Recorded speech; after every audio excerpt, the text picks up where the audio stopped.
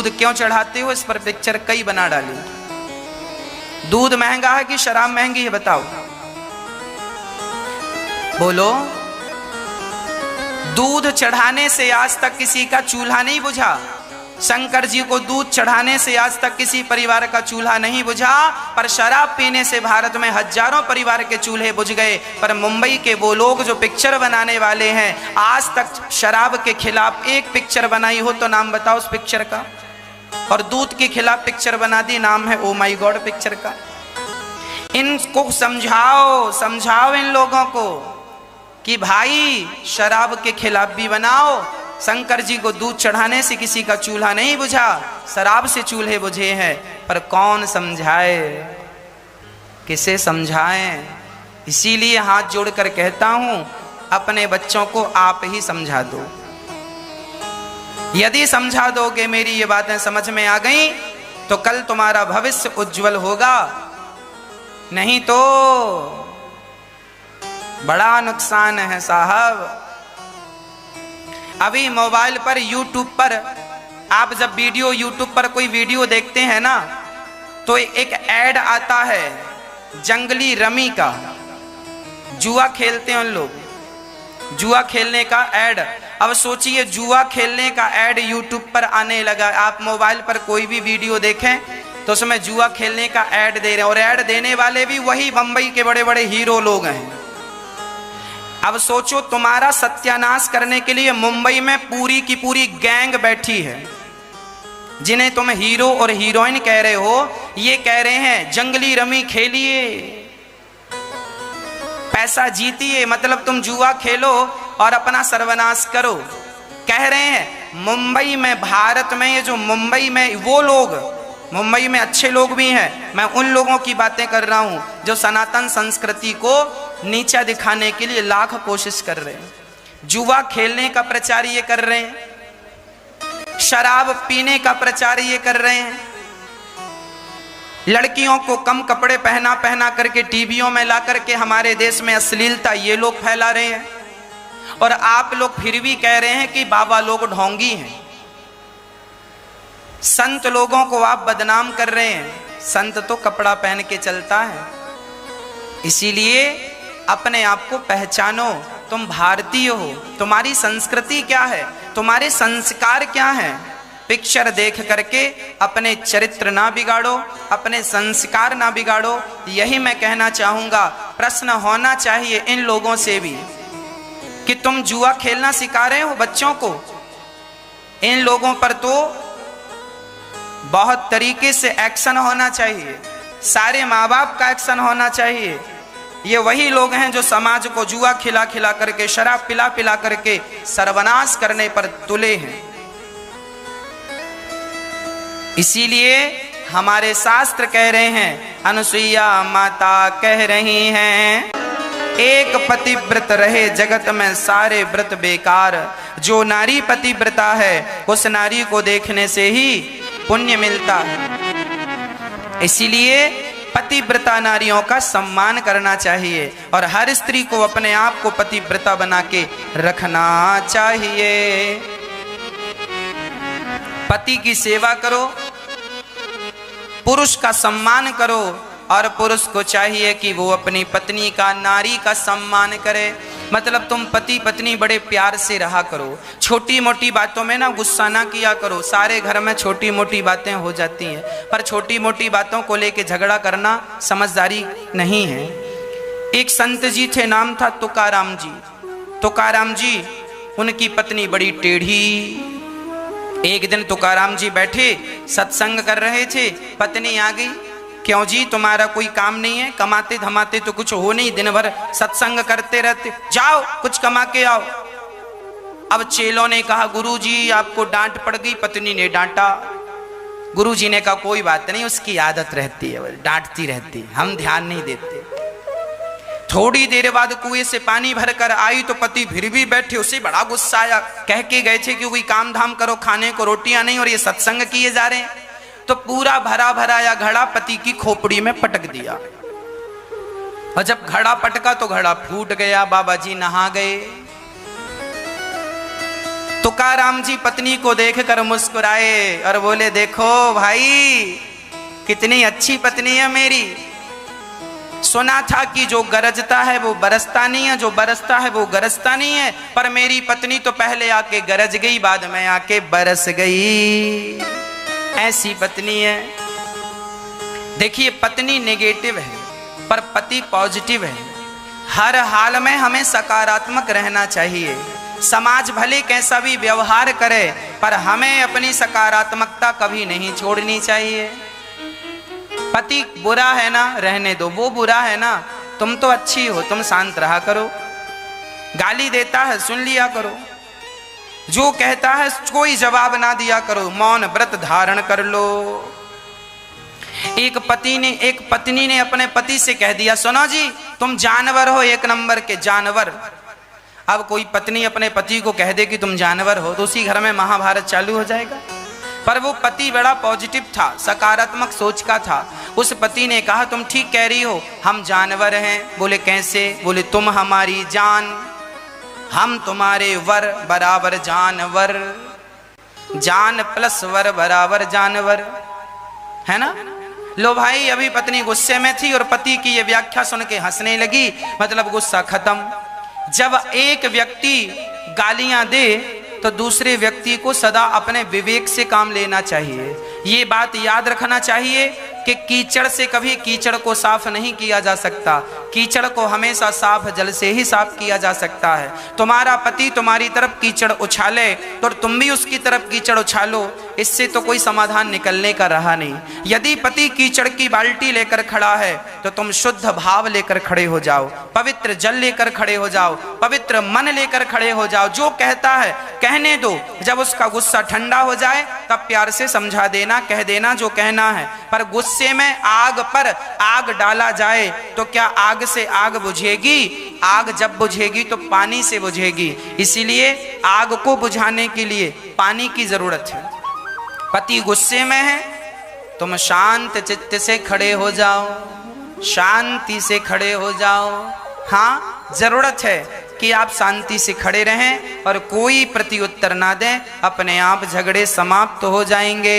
ये सुनकर श्री माता सीता को पातिव्रत धर्म का उपदेश किया। माता सीता प्रणाम करती हैं, राम जी, सीता जी, लक्ष्मण जी प्रणाम करते हैं। ये माता अनुसुईया इतनी बड़ी पतिव्रता हैं कि एक बार इनके यहाँ ब्रह्मा विष्णु महेश तीनों आए। नारद जी ने कह दिया पार्वती जी से कि आपसे बड़ी पतिव्रता तो अनुसुईया है। लक्ष्मी जी से कह दिया, सरस्वती जी। अब तीनों ने अपने अपने पतियों से कहा, देखो जरा कितनी बड़ी पतिव्रता है। तीनों चले अनुसुईया के पास, ब्रह्मा विष्णु महेश। अनुसुईया जी से कहते हैं हमें भिक्षा दो। माता अनुसुईया लेकर आई। बोले ऐसे नहीं, सारे कपड़े उतार दो और फिर भिक्षा दो। अनुसुईया जी समझ गए ये कोई सामान्य नहीं है। माता अनुसुईया ने हाथ में जल लिया और जल लेकर के जो छिड़काव किया, तीनों पुरुष छोटे छोटे बच्चे बन गए। माँ ने पालना डाला और पालने में लिटा रही हैं, दूध पिला रही हैं बड़े भाव से। देव लालना पुत्र बन के झूला झूल रहे। झूला झूलाती कभी लोरी सुनाती। मैया अनुसुईया कभी झूला झुलाती, कभी लोरी सुनाने लगती। कई महीने बीत गए। जब तीनों देवियों को पता चला हमारे पति तो लौटे नहीं, तब नारद जी ने कहा अब तो बच्चे बन गए, बड़े होंगे फिर उनका विवाह होगा। अब घबराई तीनों और तीनों अनुसुईया जी के पास आई। कहा माँ माँ गलती हो गई, हमारे पति लौटा दो। अनुसुईया जी ने कहा तुम्हारे पति कौन, तुम कौन हो? तीनों देवियों ने कहा हम आपकी बहू हैं। अनुसुईया जी ने कहा हमारे बच्चे तो अभी छोटे छोटे हैं, बड़े हो जाएंगे फिर बहू ढूंढेंगे, शादी करेंगे। तीनों बोली ना मैया हम तो फिक्स वाली बहू हैं, हाँ हम ही उनकी बहू हैं, पत्नी हैं, हमें उनसे अलग ना कीजिएगा। तो अनुसुईया बोली फिर एक काम करो, ये रहे तुम्हारे पति, तीनों अपना अपना पति उठाओ और जाओ। अब तीनों ने सोचा इतने इतने पति हम क्या करेंगे, तीनों बच्चे हैं। अब पार्वती जी को लगा कहीं मैं धोखे से विष्णु जी को ना उठा लूं, छोटे बच्चे तीनों एक से हैं। सरस्वती जी को लग रहा कहीं शंकर जी पकड़ में ना आ जाए तो गड़बड़ हो जाएगा।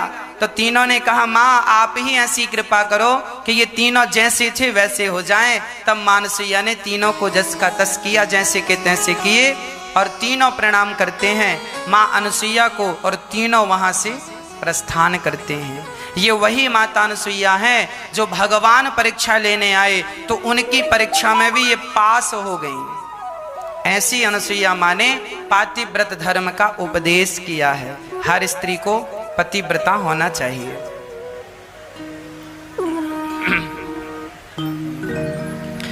अब राम जी वहां से आगे बढ़े, शरभंग जी के पास गए, शरभंग जी का दर्शन किया, उनको प्रणाम किया।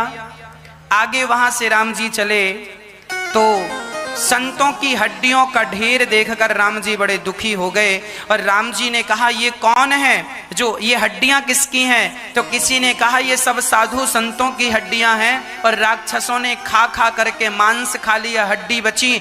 पहाड़ की पहाड़ हजारों लाखों संतों को राक्षसों ने खा लिया। तब राम जी ने प्रतिज्ञा की सबके आश्रमों में जा जा सुख दे रहे हैं, और राम जी ने प्रतिज्ञा कर ली निश्चरहीन करऊं मही, इस पृथ्वी को मैं निशाचरों से हीन कर दूंगा। राम जी का जन्म ही हुआ है कि पृथ्वी को राक्षसों से हीन करना। इसीलिए राम जी वनवास गए, और अब आगे चले भगवान श्री राम। तुम मुनि अगस्त कर शिष्य सुजाना, नाम सुतीक्षण रति भगवाना। सुतीक्षण अगस्त जी के परम शिष्य, ये सुतीक्षण जी की बड़ी अद्भुत कथा है। जब सुतीक्षण जी बहुत छोटे से थे ना, तो अगस्त जी के पास रहा करते थे। अगस्त जी के छोटे से शालिग्राम भगवान थे। एक दिन अगस्त जी कहीं काम से बाहर गए तो अपने शिष्य सुतीक्षण जी से कहा ये शालिग्राम भगवान को तुम रोज नहलाना, चंदन लगाना, तुलसी चढ़ाना, आरती करना, भोग लगाना। सुतीक्षण जी उस समय बहुत बच्चे थे, छोटे से थे। तो एक दिन सुतीक्षण जी घर में कुटिया में अकेले थे, और उनको हुआ कि शालिग्राम भगवान को स्नान कराने गंगा जी ले चलें। तो पास में ही वहां नदी थी, और वो स्नान कराने नदी पर लेकर गए। और जब शालिग्राम भगवान को स्नान कराया तो वहां पर नदी के किनारे जामुन का बड़ा पेड़ लगा था, बड़ी बड़ी जामुन लगी थी। और सुतीक्षण जी बालक थे। जामुन का पेड़ देखकर, पकी पकी जामुन को देखकर इनका मन ललचाने लगा। एक जामुन उठा के खाने को मिल जाए तो मजा आ जाए, पर वहां जामुन तोड़ने का कोई साधन नहीं था। चारों तरफ बालू बालू थी, ना पत्थर दिख रहे थे, ना कोई लकड़ी दिख रही थी। जब कुछ नजर ना आया तो शालिग्राम भगवान नजर आ गए। खुद ने जो भगवान लाए थे ना नहवाने शालिग्राम जी की बड़ी सी है ना दिखाई पड़ी। अब शालिग्राम भगवान को उन्होंने लिया हाथ में और कहा हे शालिग्राम भगवान ढेर सारी जामुन देना। और शालिग्राम भगवान को ही उठाकर जो जामुन पर दे मारा तो जामुन तो गिर गई, जामुन का गुच्छा तो गिरा, पर शालिग्राम जी जाकर ठीक नदी में गिर गए। अब नदी में जाकर गिरे, बहुत ढूंढा, शालिग्राम भगवान मिले नहीं। अब सुतीक्षण जी लगे रोने, गुरु जी आएंगे बोलेंगे मेरे भगवान कहाँ, मैं क्या बताऊंगा। तो शालिग्राम भगवान कहाँ से लाऊं। तभी जामुन पर नजर पड़ी। जामुन भी बिल्कुल शालिग्राम जैसी थी। जामुन बिल्कुल काली होती है और शालिग्राम भगवान भी बिल्कुल काले। तो उन्होंने जो सबसे बढ़िया जामुन थी, बड़ी वाली, उस जामुन को तो सिंहासन पर रख दिया और जामुन को चंदन लगा दिया, तुलसी लगा दी और रख दिया। और बाकी जामुने सुतीक्षण जी ने भोग लगा के खाई। अब जामुन रखी है ना, और तुलसी उलसी लगी है। तब तक गुरु जी आ गए। हाँ सुतीक्षण सब ठीक है, भगवान की सेवा अच्छी हुई। हाँ हाँ गुरु जी सब बढ़िया, पूजा सेवा चल रही है। अब दूसरे दिन अगस्त जी ने पूजा करी, थाली उठाई, भगवान को थाली में रखा, पानी डाला और पानी डाल करके जरा चंदन छुटाने के लिए जला मसला तो गुठली अलग जामुन अलग। अब जोर से आवाज लगाई, अरे सुतीक्षण, ये क्या भगवान को क्या कर दिया तूने? तो सुतीक्षण जी बोले, गुरुजी मैंने क्या किया? तुम रोज पानी डालते हो, लगता भगवान सड़ गए। पुनी पुनी चंदन, पुनी पुनी पानी, और सड़ गए सालिग्राम तो हम का जानी। आप रोज पानी से नहवाते हो ना। उस समय सुतीक्षण जी बालक थे, बालक बुद्धि थी। कह रहे हैं भगवान को रोज तुम गीले गीले में रखते हो ना, तो गीले गीले में रहते रहते सड़ गए सालिग्राम तो हम का जानी। रोज चंदन लगाते हो। अब गुरुजी भागे मारने के लिए, यहां आज तुझे दंड दूंगा, तूने भगवान का क्या किया, जल्दी सच सच बता। तब डर डर के सुतीक्षण जी, गुरुजी वो हम कल स्नान कराने भगवान जी को नदी ले गए, वहां बड़ी जामुन नजर आई, और जामुन में कोई साधन नहीं था पत्थर फेंकने का, तो भगवान को ही फेंक के मारा, तो जामुन तो गिरी पर भगवान मिले नहीं, तो हमने जामुन रख दी, क्षमा करना। गुरुजी बोले, निकल जा मेरे कुटिया से, शकल मत दिखाना, जा, जब तक भगवान ना मिल जाए तब तक लौट कर मत आना। सुतीक्षण जी ने मन में कहा, गुरुजी अब ठीक है, जब तक भगवान नहीं मिल जाते तब तक मैं अपना मुंह नहीं दिखाऊंगा। तो अगस्त जी के आश्रम से पहले ही श्री सुतीक्षण जी की कुटिया थी, और सुतीक्षण जी ने उस दिन से भगवान की इस प्रकार आराधना की। सुतीक्षण जी ने इसलिए आराधना नहीं की कि भगवान मुझे मिल जाएं, सुतीक्षण जी ने इस भाव से आराधना की कि मुझे भगवान मिल जाएं तो मैं अपने गुरु को मिला दूं, ताकि गुरु जी ने कहा था कि भगवान को लेकर आ, तो मैं भगवान से मिला दूं। आज राम जी सबसे पहले सुतीक्षण जी के आश्रम में गए, और सुतीक्षण जी भगवान को देखकर धन्य धन, चरणों को धोकर चरणामृत लिया, पूजा करी, आरती करी, वंदना करी, और सुतीक्षण जी ने भक्ति का वरदान मांगा, हे नाथ मैं आपको कभी भूलूं नहीं। और सुतीक्षण जी राम जी से कहते हैं, प्रभु यहाँ से पास में मेरे गुरु जी की कुटिया है, आप जरा गुरु जी को दर्शन दो। अभी तक सुना था कि गुरु जी भगवान से शिष्य को जोड़ता है, पर धन्य है ये सुतीक्षण जी जिन्होंने अपने गुरु को ही भगवान का दर्शन करा दिया। गुरु की कृपा तो थी सुतीक्षण जी पर देखिए जब गुरु की कृपा होती है तो भगवत कृपा भी होती है। अगस्त जी की कुटिया के पहले ही जो सुतीक्षण जी ने आवाज लगाई, गुरु जी, अगस्त जी समझ गए ये मेरे सुतीक्षण की आवाज है। और आज कई वर्षों बाद ये आवाज सुनने को मिली, जब से मैंने उसे कुटिया से निकाला तब से आज आवाज मिली, लगता है ये भगवान लेकर आ गया। मैंने कहा था तभी आना जब भगवान मिल जाएं, शायद बाहर भगवान लेकर आया है। जब जाकर देखा अगस्त जी ने, तो वहां सुतीक्षण जी के साथ श्री राम जी, श्री लक्ष्मण जी खड़े, श्री सीता जी खड़ी, तीनों को देख करके अगस्त जी चरणों में गिर पड़े, भगवान को प्रणाम किया। और यहाँ भगवान ने अगस्त जी को प्रणाम किया। भगवान को प्रणाम करके, भगवान अगस्त जी को प्रणाम करके अब वहां से भक्ति का वर सबको देते हुए आगे बढ़े। आगे गीधराज से भेंट भई, बहुविधि प्रीति बढ़ाई, गोदावरी निकट प्रभु रहे परन ग्रह छाई। अब तो भगवान पहुंच गए श्री पंचवटी, जहां पर जटायु इत्यादि से राम जी की भेंट भई। और आज पंचवटी में घास की कुटिया पर श्री राम जी रहने लगे, आनंद पूर्वक प्रेम से वहां पर राम जी निवास करने लगे, राम लक्ष्मण और सीता। वहां के सारे वन जीवी कहते हैं जहां राम जी रहते थे ना, तो वहां के पशु पक्षी भी शिकार करना छोड़ देते थे, मतलब जीव हत्या करना छोड़ देते थे। और वो जैसे शेर किसी को मारता नहीं था, राम जी के चरणों में रहते रहते जानवर भी भगवान के चरणों से जुड़ गए, उन्होंने भी अपनी हिंसा वृत्ति छोड़ दी। ऐसा प्रभाव राम जी का, ऐसा प्रभाव लक्ष्मण जी का था। अब राम जी वहां रहने लगे आनंद पूर्वक। एक दिन की बात है, रावण की एक बहन थी। लक्ष्मण जी ने पूछा कि प्रभु भक्ति का स्वरूप क्या है, माया का स्वरूप क्या है, जीव कौन है, ईश्वर क्या है। तब वहां राम जी ने माया का वर्णन किया। लक्ष्मण सुनो, इस संसार में तुम्हें जो दिख रहा है, पिता पुत्र परिवार, मेरा मेरी, जो लोग कह रहे हैं ये सब मेरा, ये सब माया है। जो लोग इस माया को छोड़कर, मेरा मेरी छोड़कर, मैं अरु मोर तोर तै माया, यही माया है, ये सब छोड़कर जो सदा मेरी शरण में आते हैं, जो सदा मेरा चिंतन करते हैं, मैं उन्हें किसी भी प्रकार की माया के बंधन में उलझने नहीं देता।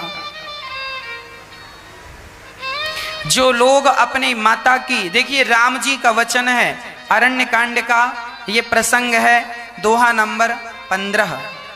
इस प्रसंग में 15 से 16 के बीच में, 15 दोहा नंबर 15 दोहा नंबर 16 के बीच में जितनी चौपाइयां हैं, लगभग राम जी लक्ष्मण जी को उपदेश कर रहे हैं। और इस उपदेश में एक उपदेश बड़ा महत्व का है जो हम लोग भी फॉलो कर सकते हैं। राम जी कह रहे हैं, गुरु पे तो मातु बंधु पति देवा, सब मोहि कह जाने दृढ़ सेवा। गुरु पे तो मातु बंधु प्रभु देवा, सब मोहि कह जाने दृढ़ सेवा। राम जी कह रहे हैं, गुरु पितु मातु बंधु पति देवा। जो अपनी माँ की सेवा करते हैं, अपने पिता की सेवा करते हैं, जो नारी अपने पति की सेवा करती है, जो व्यक्ति सेवा करता है, मैं उस सेवा करने वाले व्यक्ति को सहज में मिल जाता हूं। ना मैं उसकी तपस्या देखता हूं, ना मैं उसका त्याग देखता हूं, ना मुझे त्याग देखने की जरूरत है, ना मुझे तपस्या देखने की जरूरत है। मैं सिर्फ सेवा देखता हूं और सेवा के बल पर ही मैं लोगों को प्राप्त हो जाया करता हूं। इसीलिए सबसे बड़ा धर्म है सेवा। राम जी कह रहे हैं, सेवा करने वाले को मैं सहज में प्राप्त हो जाता हूं। इसीलिए जीव मात्र की सेवा किया करो। इसीलिए ये दास सुबह से शाम तक अपनी वृद्ध माओं की सेवा, उन माओं की सेवा जिनके अपने बच्चों ने, जिनकी अपनी संतान ने माओं को घर से निकाल दिया, ऐसी दुखिया सताई ठुकराई माँ को यहाँ गौरी गोपाल वृद्धाश्रम में सहारा मिलता है। माओं को रहने की, खाने की सब व्यवस्थाएं यहाँ सुचारू रूप से चल रही हैं। आप भी जब सहयोग करते हैं तो ये आपके द्वारा एक सेवा हो रही है। और ये सेवा ही, हम सामान्य लोग हैं ना, हम यज्ञ जप तप तो नहीं कर सकते, पर सेवा कर सकते हैं। सेवा करके अपने आप को भगवान से जोड़ सकते हैं। अब वहां पर राम जी पंचवटी में रहने लगे कि वहां पर एक स्त्री आई जिसका नाम था, रामचरितमानस में कहा, हृदय कैसा था?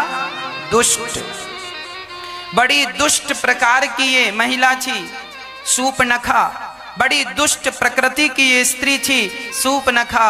और आज पंचवटी जब गई और जब राम लक्ष्मण को देखी तो विकल हो गई, पागल हो गई, कामांध हो गई। राम को देखकर इसका मन लट्टू हो गया और राम जी को देख करके ये राम जी की तरफ बढ़ी।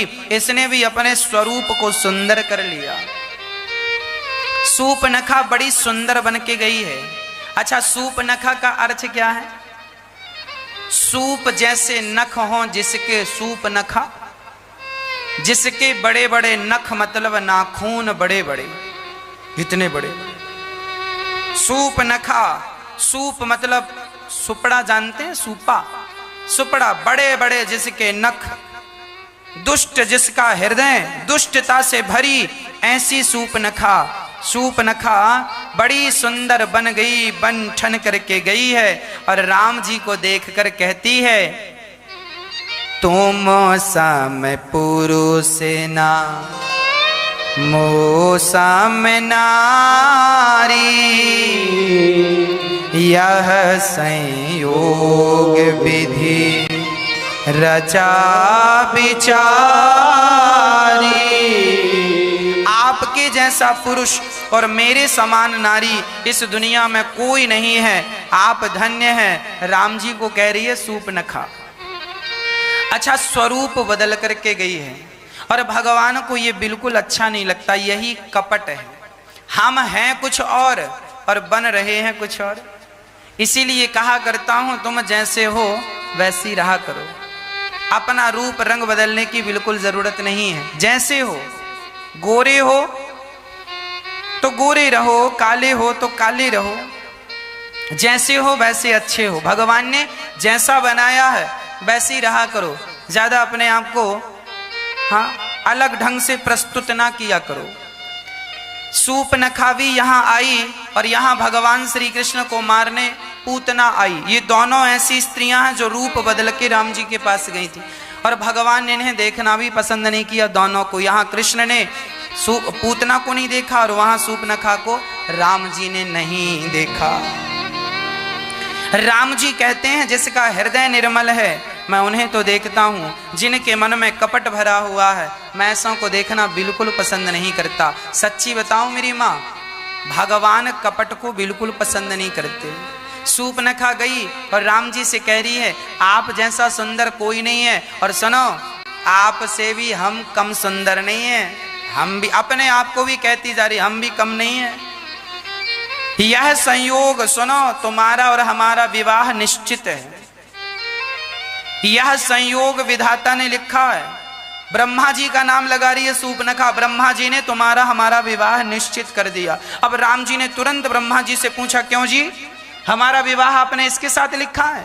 ब्रह्मा जी ने तुरंत डायरी वायरी पलटाई, देखी ना सरकार मैंने तो आपका विवाह सीता जी के संग लिखा, हो गया।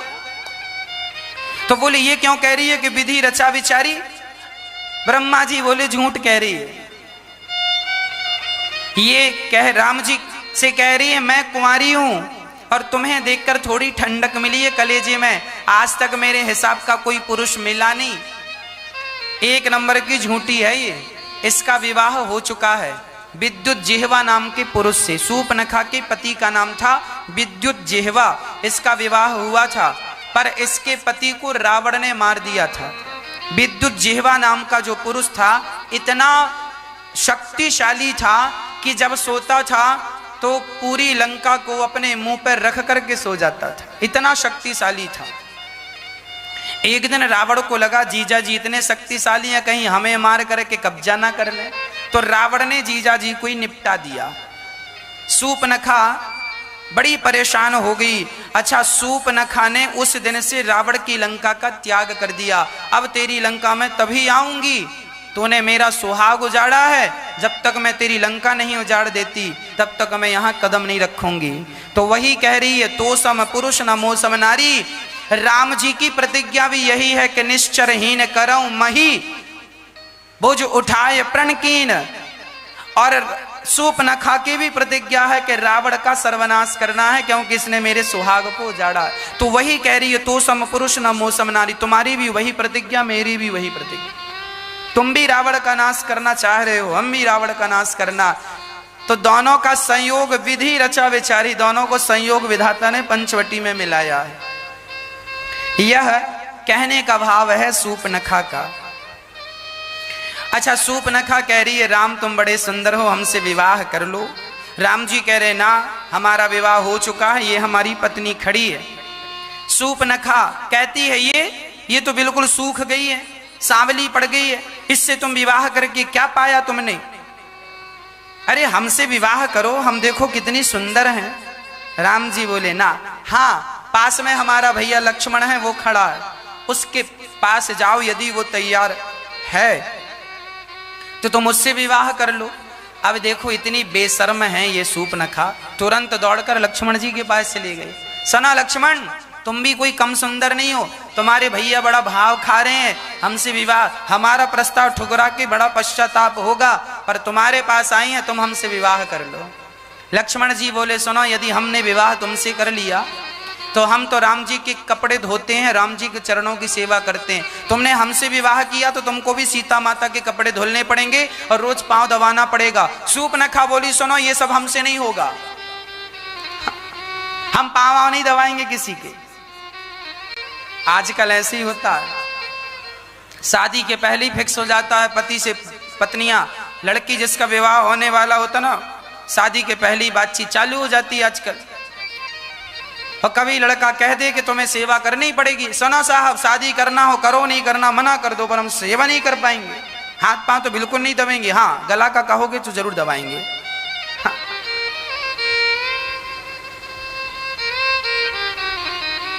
सूप न खावी कह रही हमसे, हाथ पांव बिल्कुल नहीं दबाए जाएंगे, बिल्कुल नहीं। लक्ष्मण जी बोले तो फिर एक काम करो, तुम राम भैया से शादी कर लो, फिर हमारी दो दो भाभियां हो जाएंगी। जा अब सूप न खा, फिर से दौड़ी दौड़ी राम, सुनो राम तुम्हारा भाई बिल्कुल ठीक नहीं है, हमें देखता ही नहीं, एक काम करो तुम कर लो हमसे शादी। राम जी ने फिर कहा नहीं नहीं, उसने समझा नहीं होगा, तुम्हें ठीक से देखा नहीं होगा, जरा मनाओ। अब यहां से वहां से यहां भाग रही है बेशर्मों की तरह।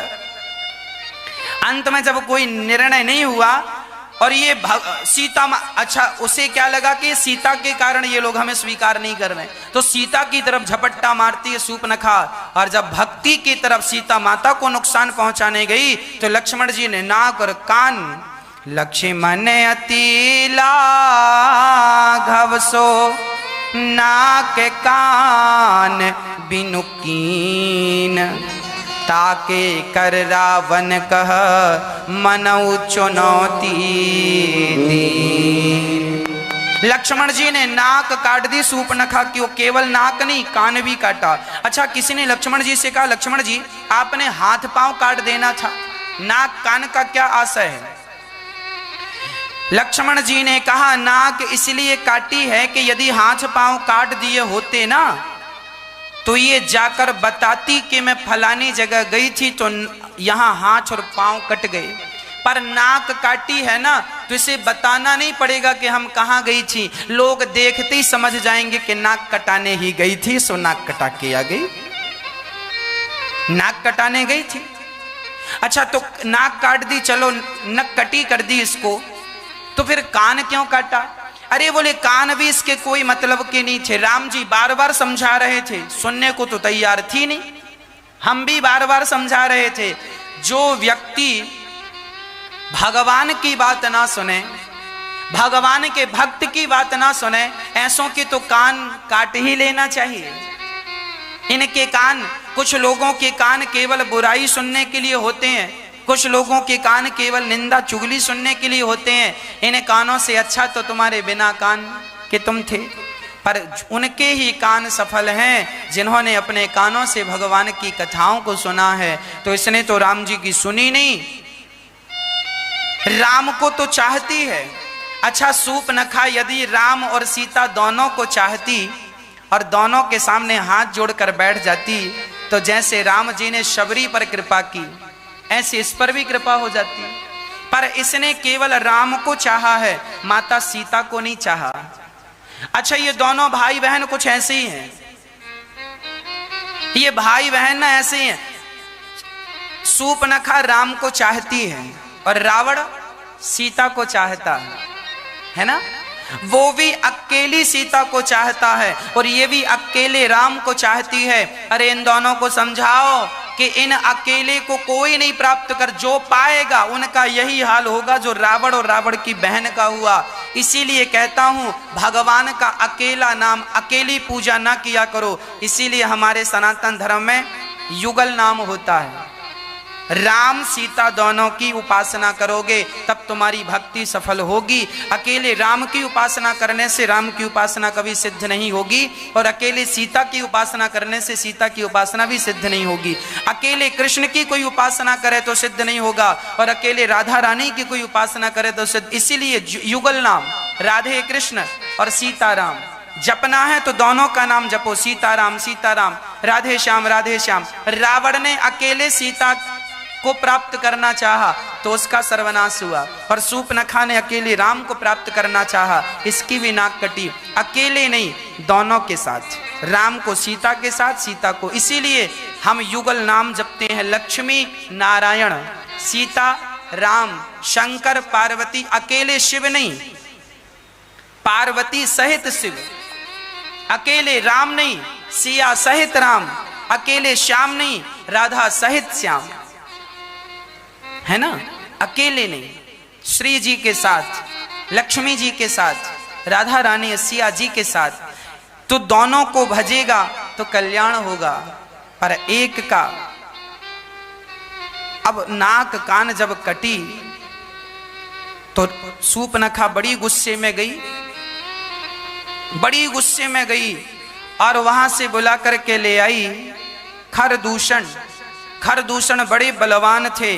खरदूषण की सेना तैयार हुई और राम लक्ष्मण के लिए खरदूषण चले मारने के लिए। और जब खरदूषण आए और राम जी ने सिया जी को दूर भेज दिया, लक्ष्मण जी के साथ थोड़ा दूर रहो। यदि माता सीता होती ना तो खरदूषणों को मारने नहीं देती, क्योंकि माता सीता माँ है ना, वो सबको पुत्र रूप में देखती हैं और वो अपने पुत्रों को मरते कैसे देखेंगी। तो राम जी ने लक्ष्मण जी के साथ सीता जी को थोड़ा दूर कर दिया और राम जी अकेले गए।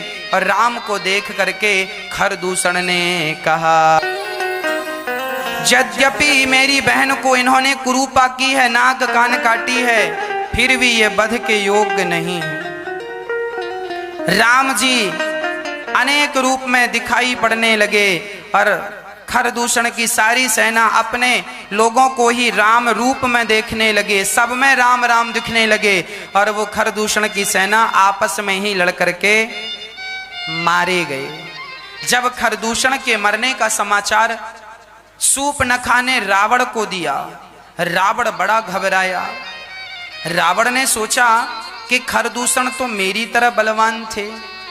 खरदूषण मोहे समय बलवंता, तिनहि को मारै बिनु भगवंता।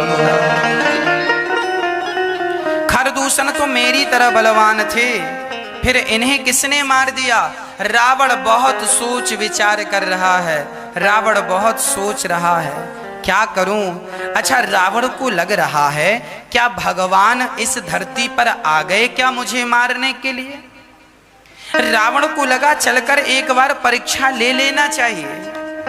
रावण मारीच के पास गया, मारीच से कहा चलो काम करना है, राम से काम है। मारीच बोला मैं जानता हूं, राम जी ने बिन फण का बाण मारा और मैं कोसों दूर गिरा, मैं राम के पास नहीं जाऊंगा। रावण बोला फिर मेरे हाथ मरने को तैयार। मारीच बोला जब दोनों तरफ से मरना ही है तो इस दुष्ट के हाथों मरूंगा तो नरक जाऊंगा, और राम के हाथों मर जाऊंगा तो भगवान के धाम चला जाऊंगा।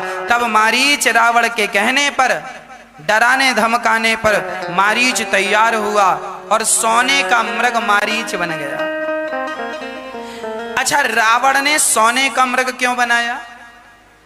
रावण रावण को जब पता चला कि शायद भगवान इस धरती पर अवतार ले चुके हैं मुझे मारने के लिए, तो रावण ने सोचा कि ये जो राम हैं क्या यही भगवान है?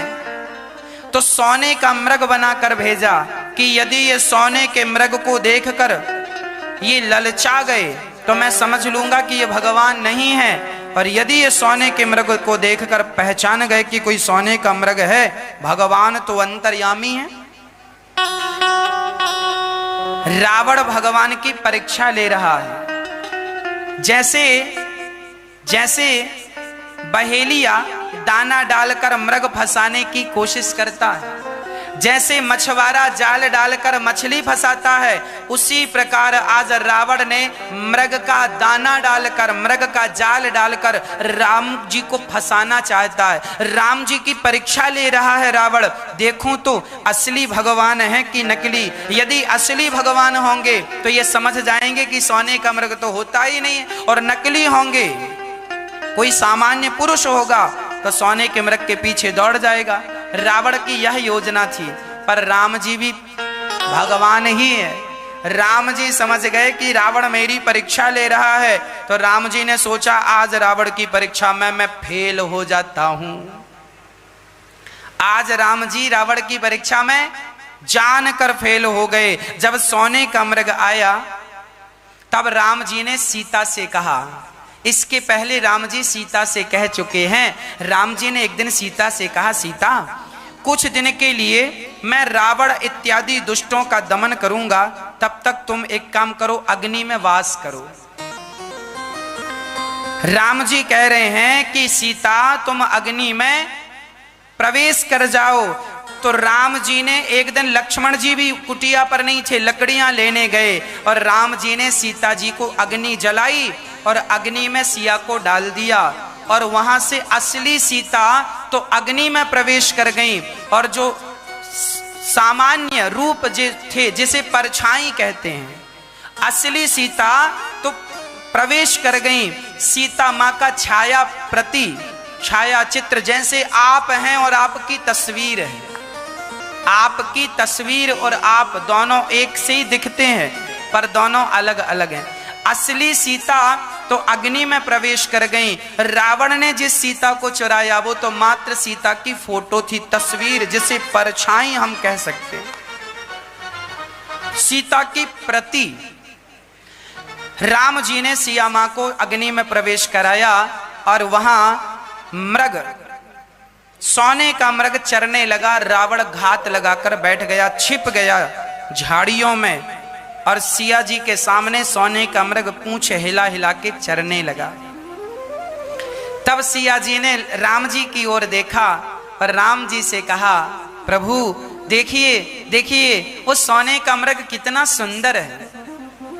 हम लोग कुछ ही दिनों बाद अयोध्या जाएंगे और यहाँ से सोने के मृग की खाल लेकर जाएंगे ना, छाल लेकर जाएंगे ना, उसका चमड़ा लेकर जाएंगे ना, तो हम इसे देखा करेंगे और जब जब देखा करेंगे तो हमें याद आया करेगी कि हम लोगों ने किस प्रकार अपने वनवास में दिन व्यतीत किए।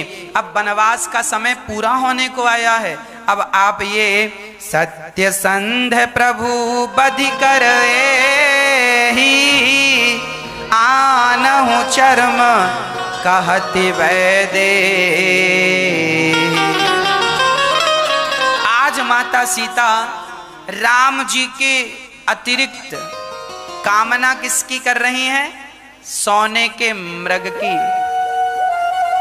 नीचे चौपाई लिख रहे हैं गोस्वामी जी कि तब रघुपति जानत सब कारण, उठे हरस सुर काज सवारन। वैसे तो राम जी सब जानते थे कि ये सोने का मृग नहीं है। ये जो मारीच था ना, ये वही मारीच था। विश्वामित्र जी के यज्ञ में जब ताड़का मारी तो ये मारीच आया तो राम जी ने बिन फण का बाण मारा। क्या राम जी तब मारीच को नहीं मार सकते थे? सुबाहु को तो मार दिया था। क्या राम जी मारीच को नहीं मार सकते थे? मार सकते थे मैया, पर इसीलिए नहीं मारा कि इसको आगे की लीला के लिए, आगे के प्रोग्राम के लिए जिंदा रखा, ये आगे काम आएगा। तो वही मारीच है, कपटी मृग बन के आया है, सोने की तरह दिख रहा है, जैसे सोने का चमड़ा हो इसका। सिया जी कह रही हैं कि हमें सोने का। अच्छा, राम जी ने समझाया कि सीता ऐसा है कि देखो सोने का मृग होता नहीं है, पर सीता जी बोली ना हमें तो चाहिए। अब राम जी बोले ठीक है। राम जी ने कहा कि सीता मुझे छोड़कर आज पहली बार मन को सोने में लगा रही हैं। तो राम जी ने भी मन में विचार किया, बहुत दिन हो गए अयोध्या छोड़े, बहुत दिन से सिया ने सोना देखा नहीं है, आज देख ली ना जरा सा सोना तो मन ललचा रहा है। तो राम जी बोले इतना सा सोना में क्या होगा? तो राम जी ने कहा चलो सोने की लंका में ही पहुंचा देते हैं। तो राम जी, सिया ने जब राम को छोड़कर सोने की चाहत की तो वो सोना तो नहीं मिला, पर सोने की लंका जरूर मिल गई। सिया माँ ने राम के सिवा भी कोई चाहत रखी। इसीलिए कहता हूं कि भगवान के सिवा कोई चाहत ना रखो, ना सोने की, ना चांदी की, ना हीरे की, ना मोती की। मुझे केवल एक इच्छा हो, केवल कृष्ण को पाना, केवल राम को पाना, केवल प्रभु को पाना, यही इच्छा हो। सोने चांदी की इच्छाएं बिल्कुल ना हो। राम जी ने कहा ठीक है लक्ष्मण, तुम सिया का ध्यान रखना, मैं अभी जाता हूं और इस मृग को मारकर सिया को प्रसन्न करता हूं। चल पड़े। जैसे ही राम जी गए, राम के चरणों का ध्यान करती हुई माता सीता प्रेम पूर्वक प्रसन्न चित्त से बैठी हैं। और वो मारीच तो बड़ा कपटी निकला। राम जी के कभी पास आता तो कभी दूर चला जाता, घनघोर जंगल में लेकर चला गया।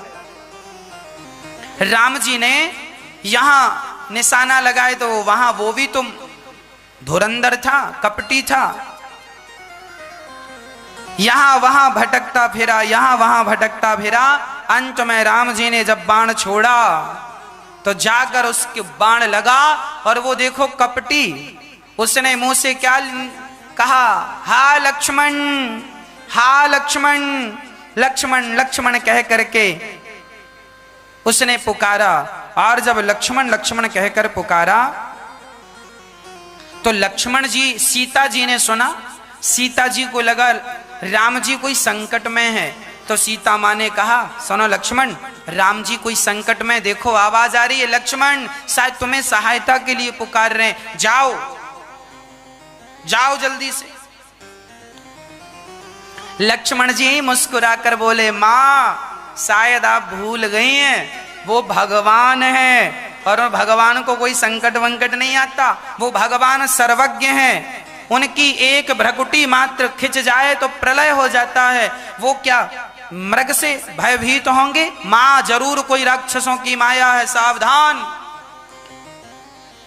सीता जी ने कहा, अरे लक्ष्मण, हमने तो सोचा था कि तुम बड़े योद्धा हो, पर आज जब भैया पर संकट पड़ा तो आप यहां दुम दबा के बैठे हो। रामचरितमानस में गोस्वामी जी लिख रहे हैं, मरम बचन जब सीता बोला, तब हरि प्रेरित लक्ष्मण मन डोला। लक्ष्मण जी को सीता मां ने बड़े कटु शब्द कहे हैं। अरे लक्ष्मण, एक काम करो, तुम चूड़ी पहन के यहीं बैठो, मैं जा रही हूं अपने पति की रक्षा करने।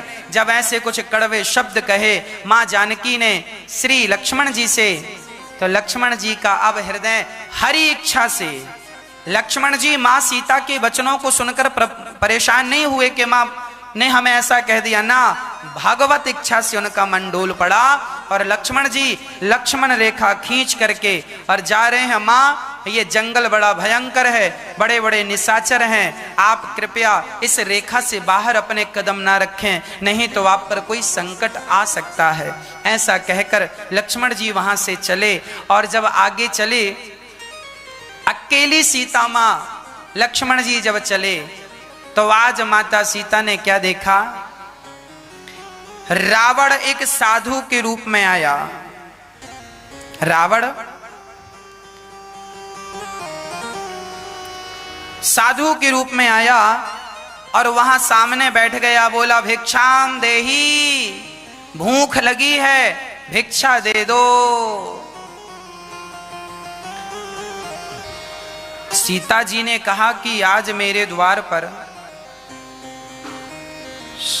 आज मेरे द्वार पर कोई ब्राह्मण आया है, कोई साधु आया है, आज मुझे भिक्षा मांग रहा है। रावण बोला, घर में कोई है? माता सीता निकल के आई, जी जी जी महात्मा जी, हाँ बताइए हम आपकी क्या सेवा करें। बोले, हमें भिक्षा दो, बड़ी भूख लगी है। रावण तो पहले लक्ष्मण रेखा को पार करना चाहा, पर एक पांव रखे तो जलने लगा। रावण की हिम्मत नहीं हुई कि लक्ष्मण रेखा को पार कर सके, उसका शरीर जलने लगता, जैसे ही पांव रखता तो बाहर आ जाता। रावण बोला, हमें भिक्षा दो। माता सीता ने कहा, आप अंदर आकर के भिक्षा ले लीजिए। रावण बोला, ना, हम साधु हैं, हम यहीं लेंगे, आपको देना है दो, नहीं हम जा रहे हैं। माता सीता ने कहा, ना ना ना ना ना, अतिथि देवो भव, मेरे घर में अतिथि। अच्छा, क्या माता सीता नहीं जानती थी कि रावण है? सर्वज्ञ है ना माँ, माँ जानती थी ये रावण है, तो फिर माँ क्यों लक्ष्मण रेखा पार करके गई? माँ ने कहा कि मेरे घर में अतिथि आया है, और यदि मैंने अतिथि को पेट भर भोजन नहीं कराया तो लोग कहेंगे कि सिया ने अपने घर में आए हुए अतिथि को भोजन नहीं कराया। अरे मेरे जीवन में संकट आए तो आए, पर मैं अपना धर्म नहीं छोड़ूंगी। अतिथि देवो भव वेद वचन है, अतिथि भगवान तुल्य होता है। यदि मैं धर्म की रक्षा करूंगी तो वही धर्म धर्मो रक्षति रक्षितः, वही धर्म मेरी रक्षा करेगा। और सिया माँ ने अपन, रावण भी मायावी था। रावण बोला कि मैं जानता हूं कि तुम्हारे पति के ऊपर संकट है और तुम्हारा भाई गया है, यदि तुमने भोजन नहीं दिया मैं श्राप दे दूंगा। और ना जाने रावण ने क्या क्या माया रची। परंतु रावण अपनी माया में पास भी हो गया। और सिया जी ने जब लक्ष्मण रेखा का उल्लंघन किया, जैसे ही लक्ष्मण रेखा का उल्लंघन किया, रावण ने सिया का हाथ पकड़ा और क्रोधवंत तब रावण लीन सिरथ बैठाई, चला गगन पथ आतुर भय रथ हाके ना जाए। वायु के वेग से रावण सीता मां को उठाया। पुष्पक विमान उसका था, कुबेर का, उसके पास कब्जा कर लिया। उस विमान पर सीता मां को पकड़कर जबरदस्ती बैठाया और आकाश मार्ग से उड़ते हुए जाने लगा। अब जैसे ही रावण सिया को हरण करके ले गया, मां भगवती मां सिया रोने लगी। सीता मां, हा लक्ष्मण, हा लक्ष्मण तुम्हार नहीं दोषा। अच्छा, माता सीता को इतना कष्ट मिला, सिया ने लक्ष्मण जी का दिल दुखाया, तो देखो रावण सिया को उठाकर ले गया और अब माता सीता बहुत दुखी हो गई। इसीलिए कहा करता हूं, किसी को कटु शब्द कहकर अपराध ना किया करो, क्योंकि आप किसी को गालियां दे रहे हैं, किसी को व्यर्थ में आप डांट रहे हैं, यह भी बहुत बड़ा पाप है। मैंने आपको भरी सभा में अपमानित कर दिया, मैंने आपको 4 लोगों के बीच में डांट दिया, यह भी अपराध है, यह भी पाप है। हाँ, कोई अपराध करे और उसे डांट दिया जाए तो पाप नहीं है। भाई नौकर गलती करे और आपने डांट दिया, क्यों, ये तुझे पता नहीं ये गलती कर दिया, उसे डांटना तो ठीक है क्योंकि उसने गलती की।